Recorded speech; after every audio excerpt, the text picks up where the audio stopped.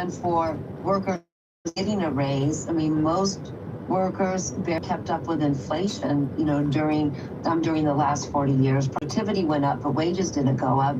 They didn't plan for people peaking, or their earnings peaking in their 40s, not their 50s.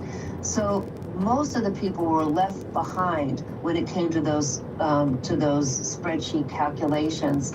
And the biggest one was the uncertainty in continuous employment. And if they lost a job and came back in their 40s and 50s, they probably came back to a job that paid a lot less than their first job.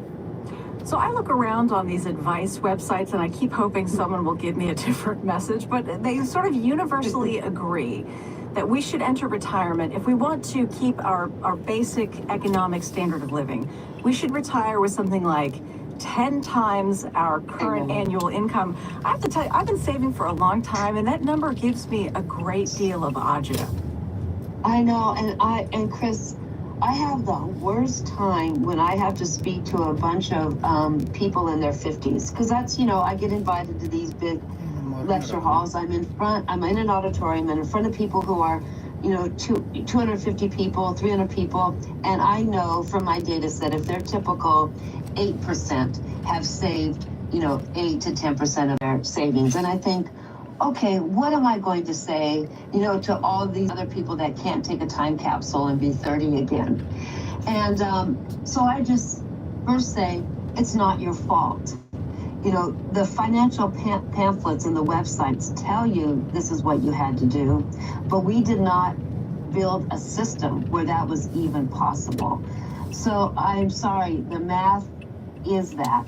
It's 8 to 10, I say 8 times only so I can not be so uncomfortable in telling people who only have 5 times, but it really is 10 times. So if you make $100,000, you should have $1 million by the time you're 65, and there's only single digits, of people who have that, and they're in the top income bracket. And if you have enough, it's probably because you kept your job, or stayed in the same industry at the same pay, for 40 years, and you had an employer put in 10% of your pay for all that time. You never had a period of unemployment, and you never took it out, for an emergency or for another life event. So I don't know what to tell you except to plan to live on less or to save even more. And that's just like telling people to eat, fruits and vegetables and exercise. It all falls on the individual. So what I've been telling people is, well, we actually need a better system, and the solution may be more collective and social, that we need to demand higher Social Security benefits. We need to demand that Medicare pay for long-term care insurance and pick up more co-pays. We need to demand better housing for elders. We need universal pensions. I mean, I think the individual has done as much as they possibly can do. And we ran that experiment for 40 years for people to do everything they're told to do by the experts, and it hasn't worked out. And no other country actually expects.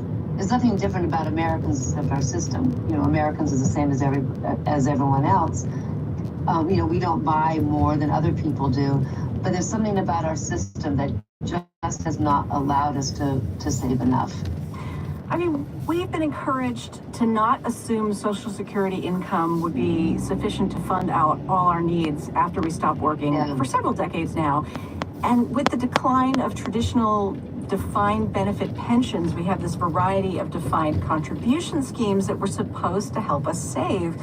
I am sympathetic to the challenges of keeping Social Security solvent, even if we don't increase benefits. What were the assumptions, Teresa, around how IRAs and 401ks and the like could work for us? Yeah, so the best case, for the 401ks, and that's back, 40 years ago, was that they're really simple for the employer. The employer only has